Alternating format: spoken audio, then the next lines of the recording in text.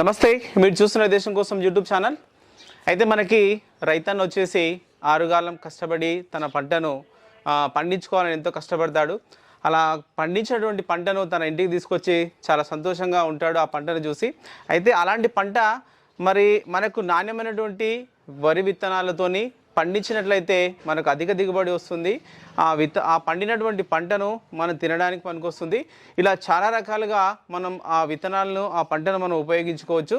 అయితే ఈరోజు మనం ఉన్నటువంటి ఈ ఊరు వచ్చేసి రాంపూర్ విలేజ్, హుజూరాబాద్ మండలం, కరీంనగర్ డిస్టిక్. అయితే మన దగ్గర ఉన్నటువంటి రైతన్న వచ్చేసి ముద్రబోయిన గాలయ్య గారు. అసలు ఎప్పటి నుంచి ఈ యొక్క వరి పంట అనేది సాగు చేస్తున్నారు, గతంలో ఎలాంటి సీడును ఉపయోగించి పండించడం జరిగింది, ఇప్పుడు ఎలాంటి సీడు వాడుతున్నారు, ఇలా పూర్తి స్థాయి వివరాలు మనం వారిని అడిగి తెలుసుకునే ప్రయత్నం చేద్దాం. ఓకే సార్, నమస్తే. నమస్తే. ఒక్కసారి మీ గురించి చెప్పండి. నా పేరు ముద్రబోయిన గాలయ్య, మాది రాంపూర్ గ్రామం. నేను ఈ సంవత్సరం జూన్లో నూజివీడు సీడ్ వారి సంధ్య అనే వరి వెరైటీని NP 9359 అనే విత్తనాన్ని పెట్టడం జరిగింది. ఓకే సార్, సంవత్సరాలు చేస్తున్నారు సార్? నేను గత 20 సంవత్సరాల నుంచి వరి పండిస్తున్నాను. కాకపోతే అప్పుడు లోకల్ వెరైటీలను మాత్రమే పండించేటోని. ఈ గత 2 సంవత్సరాల నుంచి నూజివీడు సీడ్స్ వారి సంధ్య అనే వెరైటీ పండిస్తున్నది. NP 9359 అనే విత్తనాన్ని తీసుకొని ఈ 2 సంవత్సరాల నుంచి నేను పంట తీయడం జరుగుతుంది. ఓకే సార్, అయితే ఈ నూజివీడు వారి సంధ్య అనేటువంటి ఈ విత్తనాల్ని మీరు ఎందుకు ఎంచుకున్నారు? ఈ నూజివీడు వాళ్ళు ఇక్కడ ఫీల్డ్ మీదకి వచ్చి పంట బాగా వస్తుంది, ఇది పెట్టి చూడండి అంటే నేను గత 2 సంవత్సరాల నుంచి కూడా నూజివీడు సంధ్య అనే వెరైటీని పెడుతున్నాను. దీనివల్ల నాకు మంచి లాభం వస్తుంది. ఎకరానికి 40. చెప్పండి. అయితే ఈ సంధ్య అనే వెరైటీ అగ్గి తెగులను తట్టుకుంటుంది, అది ఉల్లికోడు అనేది రాదు. తర్వాత దీని పంటకాలం వచ్చేసి 130 నుంచి 135 రోజులు ఉంటుంది. తర్వాత ఇది అడ్డం పడిపోదు, దీని మొదళ్ళు గట్టిగా ఉంటాయి. తర్వాత దీనికి కంకులు వచ్చేసి బాగా పొడవుగా ఉంటాయి. ఇది దాదాపు గట్టి గింజలను కలిగి ఉంటుంది. ఓకే, అంటే మనకు గతంలో ఉన్న దిగుబడి కంటే ఇది మీకు ఎక్కువ దిగుబడిని ఇచ్చింది. సంధ్య అనే వెరైటీ బాగా ఎక్కువ దిగుబడిని ఇచ్చింది. ఎకరాన 40 బస్తాలు రావడం జరిగింది. ఇది ఎందుకంటే దీనికి పెట్టుబడి కూడా చాలా తక్కువ.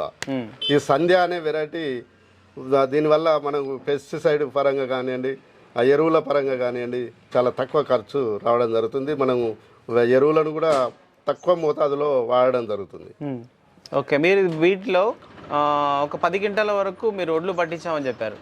ఈ 10 క్వింటాలు పట్టిస్తే మీకు ఎన్ని బియ్యం వచ్చినాయి, ఎన్ని నూకలు వచ్చినాయి, మీకు ఎట్లా ఉంది దీంట్లో? ఈ సంధ్య అనే వెరైటీని ఈ సంవత్సరం నేను, ఎందుకంటే మనం పండించినటువంటి వడ్లను మనమే పట్టించుకొని తినాలి అనే ఉద్దేశం కొద్దీ 10 క్వింటాలు జోకి మరి వేడి చేసి పట్టేయడం జరిగింది.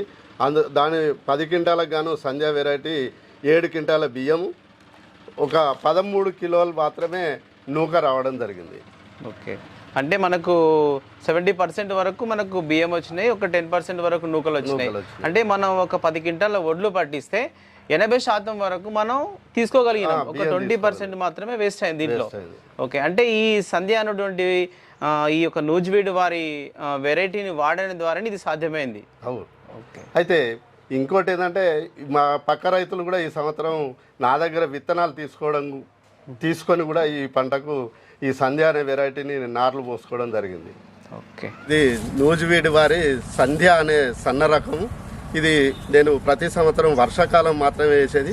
ఈసారి 2వ పంటకు కూడా ఈ నూజివీడు వారి సంధ్య అనే వెరైటీని 2వ పంటకు కూడా నారు పోయడం జరిగింది.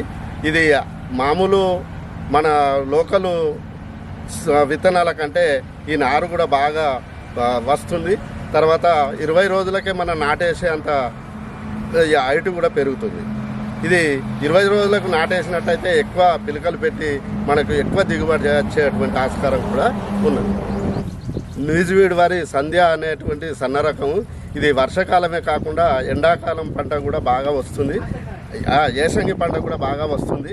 ఈ ఏసంగిలో నారు మామూలుగా చలికాలంలో పోయడం జరుగుతుంది. ఆ చలికి తట్టుకొని బాగా పెరుగుతుంది. అదే కాకుండా నారు లోపల కూడా మనకు ఉల్లికోడు కానీ అగ్గి తెగులు కానీ ఇలాంటి ఏమీ రాకుండా ఇది తట్టుకొని పెరుగుతుంది. అందరూ ఇక ఇప్పుడు నేను పంట బాగా అంటే మనకు ఈ వెరైటీ సంధ్య అనే వెరైటీ సన్న రకం పంట కూడా బాగా వస్తుంది. కాబట్టి అందరూ రైతులు కూడా ఈ సంధ్య అనే వెరైటీని వాడి ఎక్కువ దిగుబడిని పొందుతారని నేను కోరుకుంటున్నాను.